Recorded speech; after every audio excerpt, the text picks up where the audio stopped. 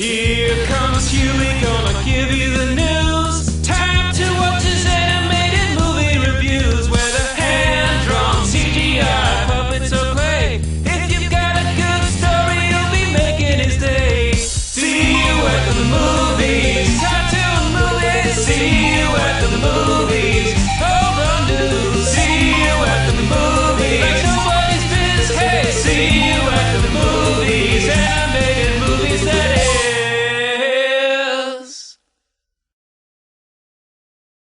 Hey everyone, I'm Hewy Toonmore. Welcome to Hewy's Animated Movie Reviews, the show where I review animated films from old to recent, whether they be hand-drawn, stop motion, or computer-generated. You know, with Christmas around the corner, I like to discuss one of its greatest and most revered icons. The man in red himself, Santa Claus.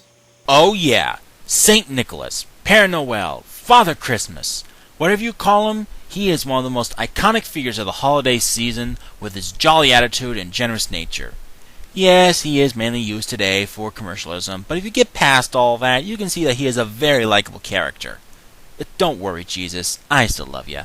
Now, over the years, there have been countless movies starring Santa Claus, ranging from live action to animated. My favorites being The Santa Claus the Movie, The Life and Adventures of Santa Claus, and Santa Claus. The Mexican movie where he fights a minion of Satan? Yeah, I like that movie. But a few days ago, I saw an animated movie that totally blew me away. One that not only took the Santa Claus mythos and gave it an amazing reboot, but also took it on a hilarious cross-continent road trip. Released on November 23rd, 2011, the movie is Arthur Christmas. Now, because this movie is still in theaters, I won't spoil anything too important for you. Now, on with the review. The movie reveals the incredible, never-before-seen answer to every child's question. So, how does Santa deliver all those presents in one night? The answer? Santa's exhilarating, ultra-high-tech operation hidden beneath the North Pole. But at the center of the film is a story about a family in a state of comic dysfunction and an unlikely hero, Arthur, with an urgent mission that must be completed before Christmas morning dawns. Now, I'm being honest when I say that this is one of the best animated movies I have seen this year. It has great animation, great characters, great music, but I'm getting ahead of myself. Let's just move on to trivia time. Arthur Christmas is the first film made by Aardman in partnership with Sony Pictures Entertainment and its subsidiaries.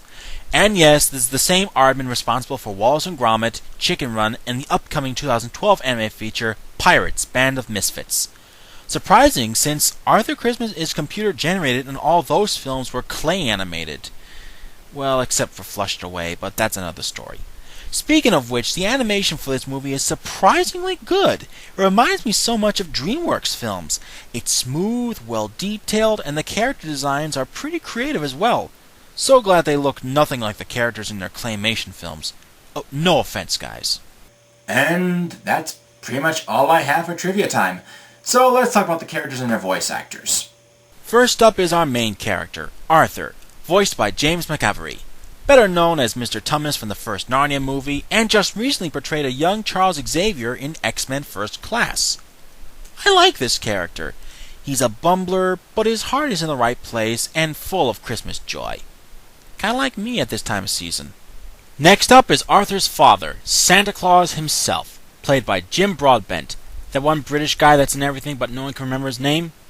Well, I remember it. Anyway, this portrayal of Santa is quite different. He's portrayed as a man who used to think that what he did meant something to people, but as the years went on, he sees himself reduced to nothing but a corporate symbol, barely delivers a present by himself, and questions if the family business means anything anymore.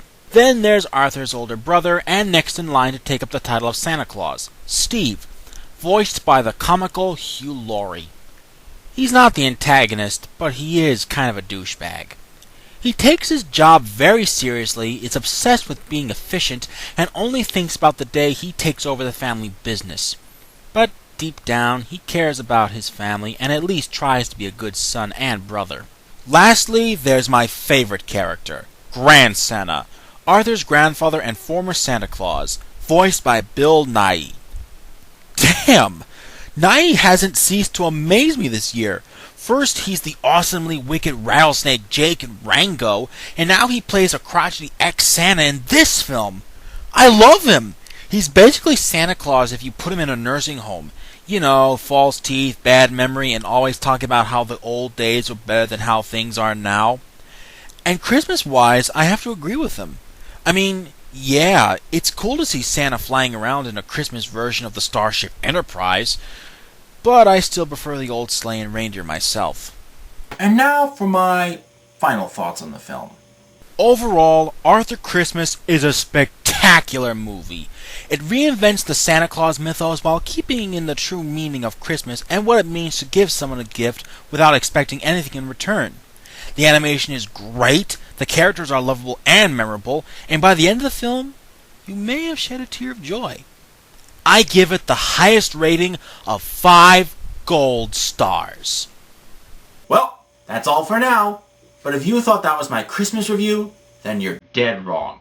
Be sure to join next time for my real Christmas review. See you at the movies. Anime movies, that is.